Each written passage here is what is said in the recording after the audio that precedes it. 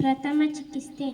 ನೀರಿನಲ್ಲಿ ಮುಳುಗಿದ ತಕ್ಷಣ ವ್ಯಕ್ತಿಗಳನ್ನು ಈಜಬಲ್ಲವರು ಕೂಡಲೇ ನೀರಿನಿಂದ ಹೊರಗೆ ತರಬೇಕು. ಬಿದ್ದವ ಗಾಬರಿಗೊಂಡು ತೆಗೆಯಲು ಬಂದವರನ್ನೇ ತಪ್ಪಿಕೊಂಡು ಕೈ ಕಾಲು ನೀರಿನಲ್ಲಿ ಚಲನೆ ಆಗದಂತೆ ಮಾಡಬಹುದು. ಅದಕ್ಕೆ ಜಾಗೃತಿಯಿಂದ ಮೇಲೆ ಎತ್ತಿರಿ. ಈಜು ಬರದವರು ಸಮೀಪದಲ್ಲಿಯೇ ವಸ್ತುಗಳನ್ನು ಬಳಸಿ ಬಟ್ಟೆ ಬಳಸಿ ಅವನಿಗೆ ಆಧಾರ ಮಾಡಿ ಎಳೆದು ತನ್ನಿರಿ. ಕೋಲು, ಹಗ್ಗ, ಬಟ್ಟೆ ಬಳಸಿ ಅವರನ್ನು ಮೇಲೆ ತಂದು ಬೋರಲಾಗಿ ಮಲಗಿಸಿ ಪುಪ್ಪಸದಲ್ಲಿ ಸೇರಿದ ನೀರನ್ನು ಮೆಲ್ಲಿಗೆ ಹೊಟ್ಟೆ ಮೇಲೆ ಭಾರ ಹಾಕಿ ಹೊರ ಹಾಕಬೇಕು. ಕೃತಕ ಶ್ವಾಸೋಚ್ಛ್ವಾಸ ಮಾಡಿಸಬೇಕು. ಉಸಿರಾಡುವ ಕ್ರಿಯೆ ಮಾಡಿಸಿ ಗಾಬರಿಯಾಗದಂತೆ ನೋಡಿಕೊಳ್ಳಬೇಕು. ನಂತರ ವಿಶ್ರಾಂತಿ ನೀಡಿ. ಪ್ರಾಣಿಗಳು ಕಚ್ಚಿದಾಗ ಪ್ರಥಮ ಚಿಕಿತ್ಸೆ. ಮಾನವ ಮೂಲತಃ ಪ್ರಾಣಿ ಉಳಿದ ಪ್ರಾಣಿಗಳಿಗಿಂತ ಬೇರೆಯಾಗಿ ಉನ್ನತ ಜೀವ ನಡೆಸುವ ಈತನಿಗೆ ಕ್ರೂರ ಪ್ರಾಣಿಗಳಿಂದಾಗಲಿ ಸಾಕು ಪ್ರಾಣಿಗಳಿಂದಾಗಲಿ ಇವನು ದಾಳಿಗೆ ಒಳಗಾಗುವ ಸಂದರ್ಭ ಬರಬಹುದು. ಉದಾಹರಣೆ: ನಾಯಿ ಕಡಿತ. ಮೊದಲು ಯಾವ ನಾಯಿ ಅಂದರೆ ಹುಚ್ಚು ಹಿಡಿದ ನಾಯಿಯೋ, ಸಾಮಾನ್ಯ ಬೀದಿ ನಾಯಿಯೋ ಅಥವಾ ಸಾಕು ನಾಯಿಯೋ ಅದನ್ನು ತಿಳಿದುಕೊಳ್ಳಬೇಕು. ಯಾವುದೇ ಪ್ರಾಣಿ ನಾಯಿ ಕಚ್ಚಿದಲ್ಲಿ ಗಾಯಕ್ಕೆ ಸೋಂಕು ತಗುಲದಂತೆ ಹತ್ತಿರ ಇದ್ದ ಟಿಂಚರ್, ಅಯೋಡಿನ್, ಡೆಟಾಲ್ ಅಥವಾ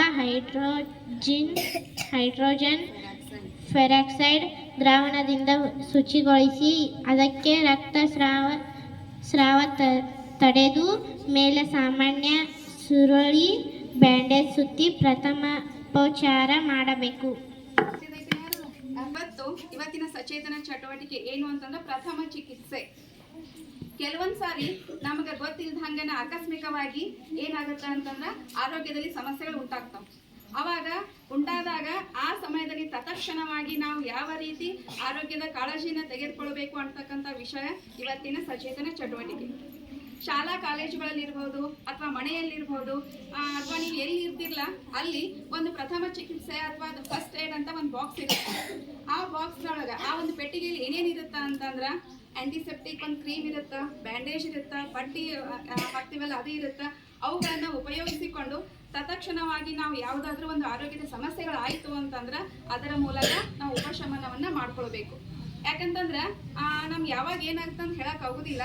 ಅಂತ ಸಂದರ್ಭದಲ್ಲಿ ಆಸ್ಪತ್ರೆಗಳು ಅಥವಾ ಡಾಕ್ಟರ್ ನಮ್ಗೆ ಸಿಗದೇ ಇರ್ತಕ್ಕಂಥ ಆ ಸಂದರ್ಭದಲ್ಲಿ ತತ್ಕ್ಷಣವಾಗಿ ಆ ಒಂದು ಸಮಯದಲ್ಲಿ ಏನು ಉಪಯೋಗಿಸ್ಬೇಕು ಅಂತಕ್ಕಂಥ ಜ್ಞಾನ ನಮ್ಮಲ್ಲಿ ಇರಬೇಕು. ಆಮೇಲೆ ಆ ಗಾಯಾಳುಗಳಾದಂಥ ಆ ಒಂದು ವ್ಯಕ್ತಿಗೆ ನಾವು ಸಡನ್ಲಿ ಏನು ಮಾಡಬಾರ್ದು ಅಂದ್ರೆ ಭಯ ಹಾಕಬಾರ್ದು, ಅಂಜಿಕೆಯನ್ನು ಹಾಕಬಾರ್ದು. ಬದಲಾಗಿ ಅವನಿಗೆ ಧೈರ್ಯ ತುಂಬಬೇಕು. ಯಾಕಂತಂದ್ರೆ ಆ ಸಮಯದಲ್ಲಿ ಅವನಿಗೆ ನೋವಾಗಿರುತ್ತೆ. ಅದರ ಜೊತೆಗೆ ನಾವು ಇನ್ನಷ್ಟು ಹೆದರಿಸ್ಬಿಟ್ವಿ ಅಂತಂದ್ರೆ ಮಾನಸಿಕವಾಗಿ ಅವನು ಕುಗ್ಗಿ ಹೋಗ್ತಕ್ಕಂಥ ಸಂದರ್ಭಗಳು ಎದುರಾಗ್ತವೆ.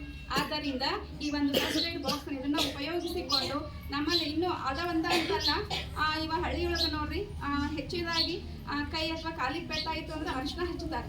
ಅರಿಶಿನ ಹಚ್ಚಿ ಕಾಯಿಸ್ತಾರೆ ಅದನ್ನು. ಯಾಕಂತಂದ್ರೆ ಅರಿಶಿನ ಅಂತ ಅನ್ನೋದು ಒಂದು ಬೆಸ್ಟ್ ಆಂಟಿಸೆಪ್ಟಿಕ್ ಅಂತ ಕರಿತೀವಿ. ರೋಗ ನಿರೋಧಕ ಶಕ್ತಿ ಉಳ್ತಕ್ಕಂಥ ಒಂದು ವಸ್ತು ಅದನ್ನು.